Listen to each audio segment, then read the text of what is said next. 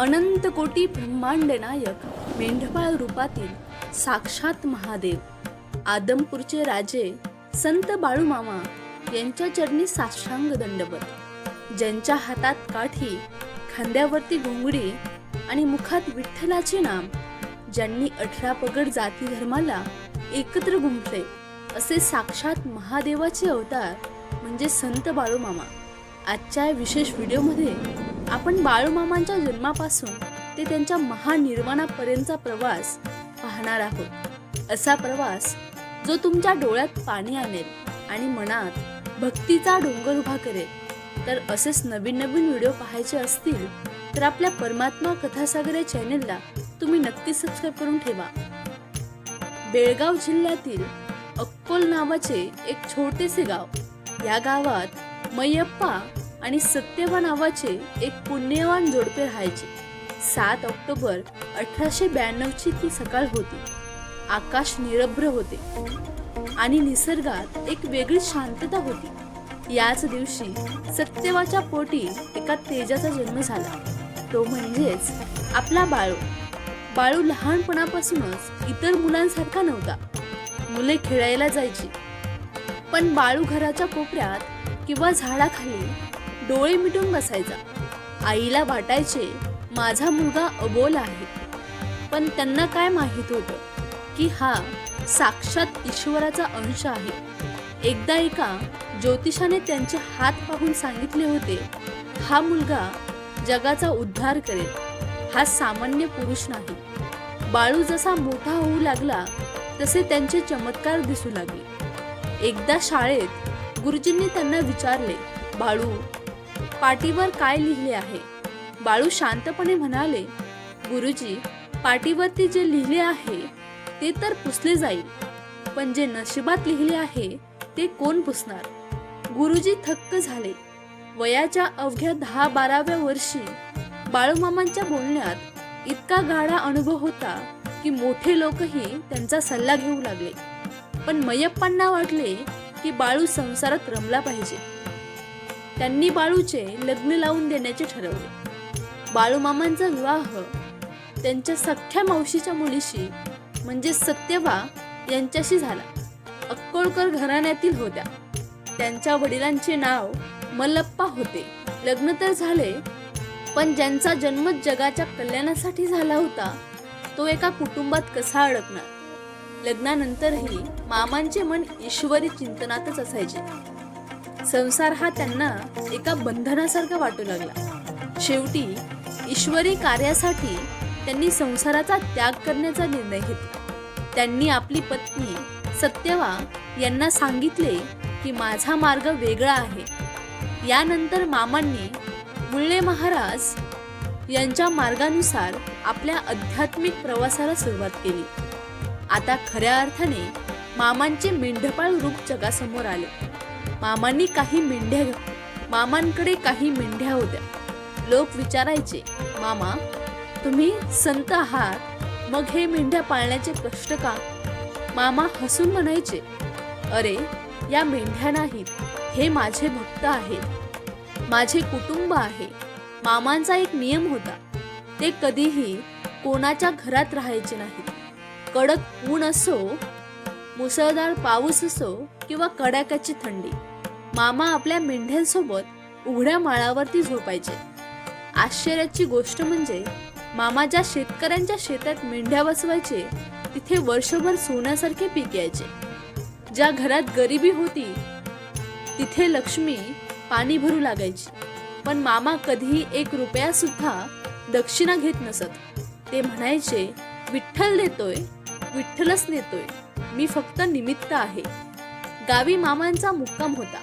तिथे एक आई आपल्या मुक्या मुलाला घेऊन आली। ती रडत होती।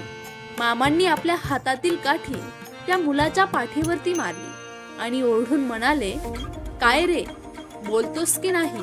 आणि काय आश्चर्य म्हणजे तो मुलगा जन्मापासून एक शब्द बोलला नव्हता। त्याने स्पष्टपणे आई अशी हाक मारली। संपूर्ण गाव मामांच्या पाया पडले। बाळूमामांच्या चमत्कारांच्या अनेक कथा आपण ऐकल्या आहेत, पण त्यातील सर्वात थरारक प्रसंग म्हणजे वाघाला दिलेले दर्शन।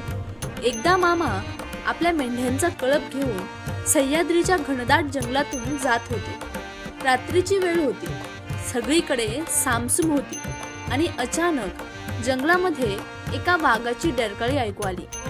सोबतीला असलेले धनगर आणि भक्त भीतीने थरथर कापू लागले. मेंढ्याही सैरावैरा धावू लागल्या.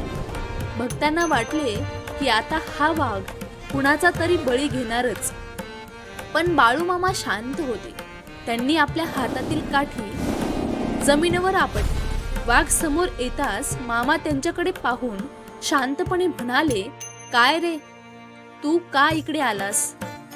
तुला कोणी सांगितलं इथे यायला? जा इथून निघून. आणि काय आश्चर्य, जो वाघ माणसावरती झडप घालण्यासाठी आला होता मामांच्या पायापाशी येऊन एखाद्या पाळीव कुत्र्यासारखा बसला. जणू काही तो वाघ साक्षात महादेवाला शरण आला होता. मामांनी त्यांच्या पाठीवरून हात फिरवला आणि त्याला जंगलात परत जाण्याची आज्ञा दिली. वाघ निमूटपणे जंगलात निघून गेला. हा प्रसंग पाहून भक्तांना खात्री पटली की बाळूमामा केवळ माणसांचीच नाही तर या सृष्टीतील प्रत्येक जीवाचे रक्षण करते आणि साक्षात महादेव आहे. दुसरी कथा आहे भर उन्हाळ्यातील पावसाची. एकदा भीषण दुष्काळ पडला होता. जनावरे पाण्या वाचून मरू लागली होती.